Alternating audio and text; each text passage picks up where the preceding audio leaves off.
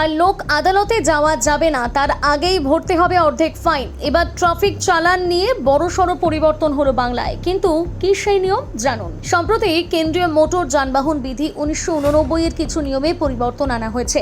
নতুন ব্যবস্থায় ট্রাফিক চালান নিষ্পত্তির পুরো প্রক্রিয়াকে আরও ডিজিটাল এবং কঠোর করা হচ্ছে। সবচেয়ে বড় পরিবর্তন হলো চালান কাটার পর আর ইচ্ছে মতন ফেলে রাখা যাবে না। এখন থেকে চালান ইস্যু হওয়ার দিন থেকে মাত্র 45 দিনের মধ্যে ব্যবস্থা নিতে হবে।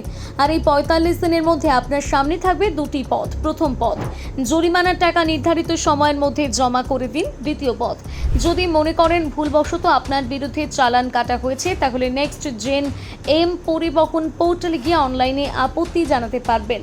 অর্থাৎ এখন আর শুধু অপেক্ষা করে বসে থাকলে হবে না, নির্দিষ্ট সময়ের মধ্যে পদক্ষেপ নিতেই হবে।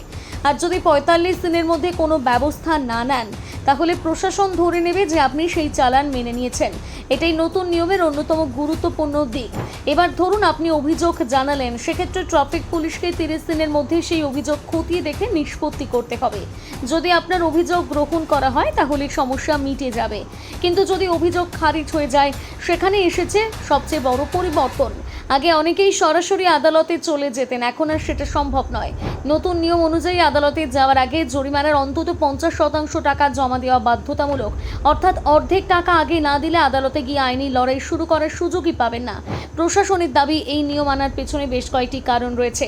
প্রথমত, দেশে বিপুল পরিমাণ ট্রাফিক চালান বছরের পর বছর বকেয়া পড়ে থাকে।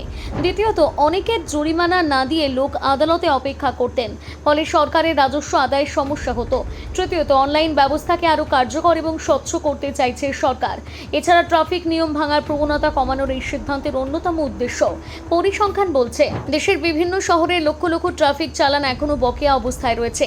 শুধুমাত্র নয়ডাতে চলতি বছরের মে মাস পর্যন্ত 11 লক্ষের বেশি ট্রাফিক চালান ইস্যু হয়েছে বলে জানা গিয়েছে।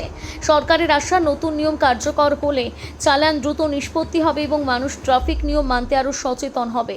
তাই আপনি যদি গাড়ি বা বাইক চালান, তাহলে এই নতুন নিয়ম অবশ্যই মাথায় রাখুন। চালান কাটলে আর দীর্ঘদিন ফেলে রাখবেন না। সময় মতন জরিমানা দিন অথবা প্রয়োজনে অনলাইনে আপত্তি জানান। কারণ 45 দিন পেরিয়ে গেলে এবং আদালতে যেতে চাইলে আগে গুনতে হবে জরিমানার অর্ধেক টাকা।